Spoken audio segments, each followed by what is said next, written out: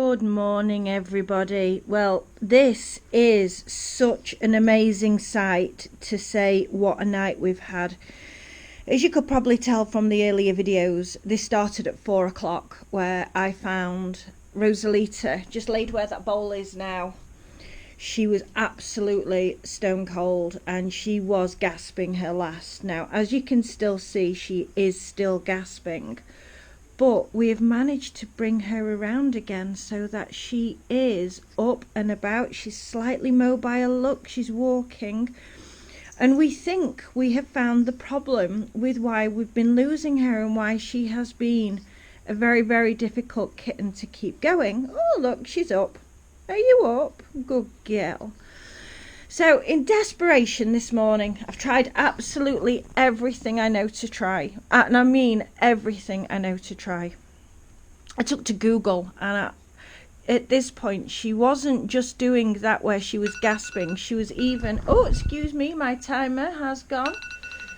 So when I was looking at what to do, let me just put the camera down over here. I googled about this problem that kittens have, which is called fading kitten syndrome. Now, with this fading kitten syndrome, let me pop it there so that you can see her. With fading kitten syndrome, what it is they're hypoglycemic or hypothermic. And so what you need to do is to make sure that you administer sugar water in a pipette, and you just want 2 to 3 drops on the tongue every 3 minutes. Now, you don't want to give them anything to drink because at this stage they still can't drink. They are still far too poorly and it will go into their lungs. You just want to wet their tongues with it just so that they're getting the sugar. So what we found is this wonderful article, and it is so good I thought I would read it to you, little girl. So it's called fading kitten syndrome. So what is it and what can you do? If you've been keeping up with our orphan kitten blog series, you'll know that the basics of what to do if you find an orphan kitten. Kittens under 8 weeks old are extremely fragile. Well, we know that, little Rosalita, don't we? Their body temperatures need to stay warmer than you might think and drop very quickly. They are tiny and extremely susceptible to a multitude of illnesses and diseases, and they can become very sick very quickly if they're not eating enough and or frequently enough.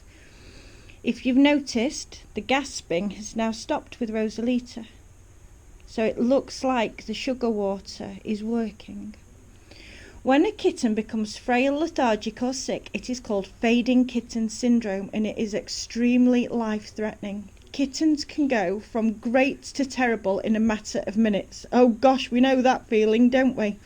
With no warning and sometimes for no reason at all. It is important to recognise the symptoms and know the steps to take if and when you are faced with a fading kitten. So know the signs: lethargy, not getting up, unable to stand or move or limp. Well, we definitely had that this morning, didn't we, darling? Cold to the touch, cold ears, cold body, cold feet, especially the bottom of their feet. Unresponsive. Very young kittens will still respond to touch and stimulation when they are healthy and thriving. Gasping for breath. That's your main one, isn't it, darling? Gasping for breath. Crying out in a way that seems like a kitten is in pain or struggling. And pale gums. 3 minutes. Hang on, everybody. Hang on, everybody. We need to start that again. Let's have a look. Ooh. I will come back to you in a minute. And we are back. She has started gasping a little bit again. But again, when I read on, you'll find out why. The 2 main causes of fading kitten syndrome are hypoglycemia, which is low blood sugar, and hypothermia, too cold of a body temperature. So I'm guessing last night, finding her on the floor, and the fact that she's quite a gaspy kitten anyway, she might be a bit of both. She definitely had something like hypothermia because she was stone cold this morning. So these are the two areas we focus on when dealing with a fragile kitten. Step 1, get the kitten warm again. Even though you have provided your kitten with the heat source, you must now apply additional heat for this kitten, which is exactly what we did in the night. We got the critical care box back out so that she was in that. Oh, look at the kitten cuddle pile. It's missing one of its members. Not be long, baby girl, and you can go back to them. So, remember to never apply a heat source directly to a kitten's body, as this can cause serious burning and even overheating. Aren't kittens complicated? The best thing you can do in this situation is called a burrito roll. Take a heating pad, place a blanket or towel over the pad, place the kitten on top of that with his or her head near the edge, and wrap the kitten up in a double layer burrito so that she is completely rolled up on the heating pad and blanket. You want to make sure it isn't too tight so that the kitten can breathe, and that the kitten's face is easily accessible for your next step. If you do not have a heating pad, you can do two things. Keep your dryer running constantly with a towel and replace the outer layer towel with a warm dryer towel every 5 minutes.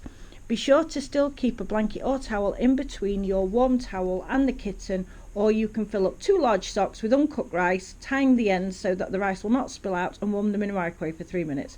Place the rice-filled socks on each side of the kitten with a blanket or towel wrapped around the kitten still, and reheat the socks at a time every 30 minutes. Oh, there's me 3 minutes again. Ooh, I've got 2 minutes, 7 seconds left. Right, so it's important you reheat at a time, keeping the kitten warm. We know all about that. So get the kitten's blood sugar back up. A cold kitten should not be given food or started on this second step. Once their body is no longer cold to the touch, which we're not now, are we? We're on a nice warm blanket and we're doing really well. Their ears have warmed up, or the pads of their feet are no longer cold, you can start step 2. Fill a bowl or Tupperware dish with sugar water or syrup, like a maple or agave syrup.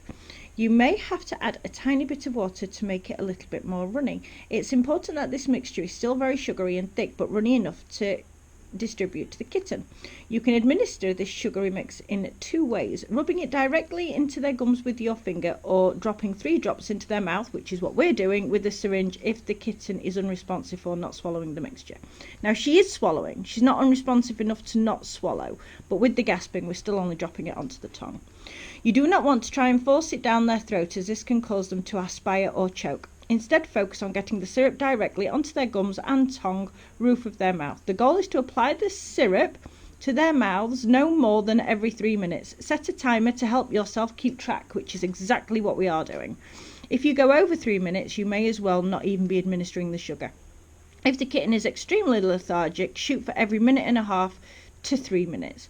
Again, never wait longer than 3 minutes to reapply the syrup. Prognosis.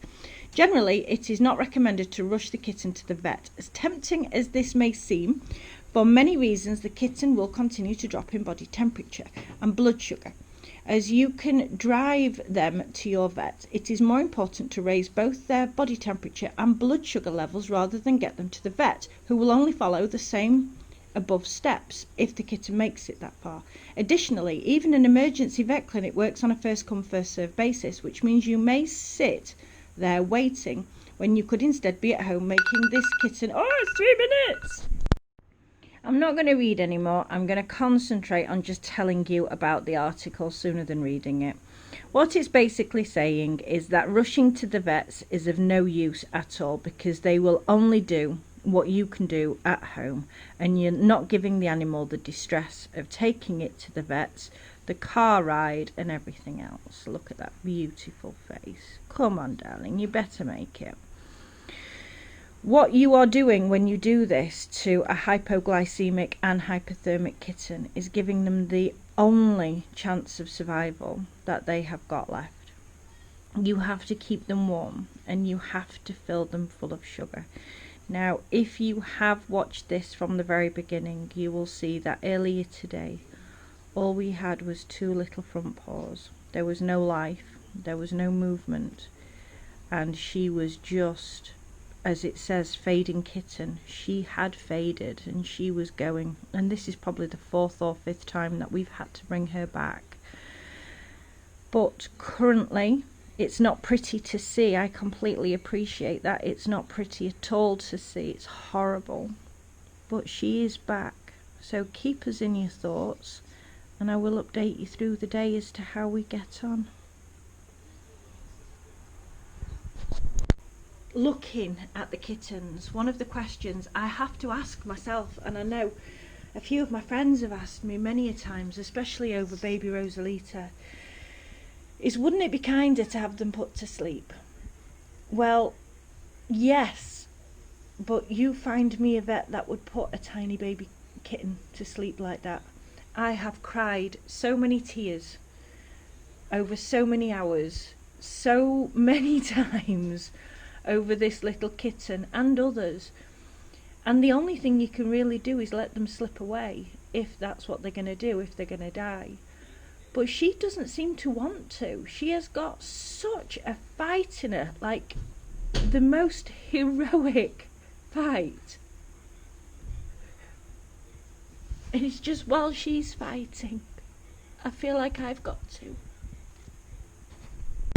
Sometimes the will to survive is much greater than the want to not, and I'm not saying that she's out of the woods, because every 24 hours or so we have a really horrific time with her, and obviously she's still gasping, which is the hypoglycemia, which is really horrible. I'm just giving her some time with her brothers and sisters before she has to go back in the hot box, because it's really isolating over there for her, and nobody wants to see their kitten isolated.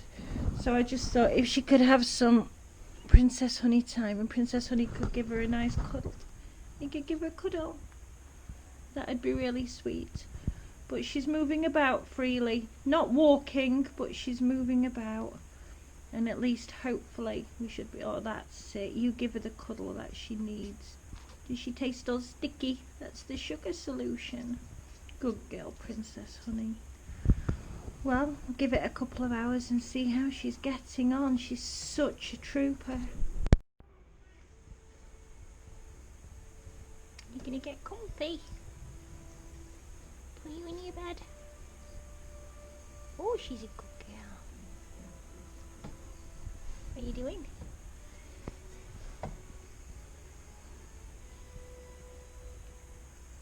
What are you doing?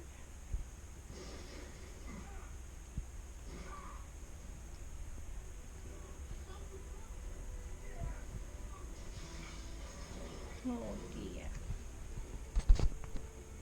Night night, darling. See you in the morning.